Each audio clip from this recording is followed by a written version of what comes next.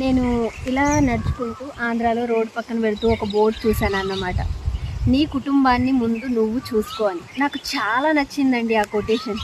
నిజం, మనది కాని దానికోసం, మనది కాని వారి కోసం మనం చాలా సమయాన్ని వృధా చేస్తూ ఉంటాం. వాళ్ళు ఏమనుకుంటున్నారో, వీళ్ళు ఏమనుకుంటున్నారో, వాడేమంటాడో, వీడేమంటాడో, ఎందుకు ఎంతసేపు ఉంటామో తెలియని గాలి బుడగ లాంటి, నీటి బుడగ లాంటి కొలంలో పూసిన పువ్వు కన్నా గ్యారంటీ ఉంటుంది ఎన్ని రోజులు ఉంటుందో, మనకుండదు. అలాంటి జీవితం మనం జీవిస్తున్నప్పుడు మన కుటుంబం కోసం, మన కోసం మనం బ్రతకాలి తప్ప అసలు మనది కాని కోసం, కుటుంబం కోసం, మనకి కాని వాళ్ళ కోసం ఎందుకు బ్రతకాలి?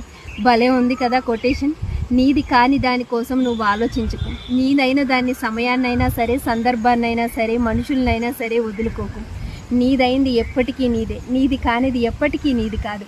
ప్రపంచమంతా సరే మన వేలెత్తి చూపించినా పర్వాలేదు, మన కుటుంబం మనకు అండగా ఉంటే చాలు. మనని సమయస్ఫూర్తిగా అర్థం చేసుకునే వాళ్ళు ఒక్క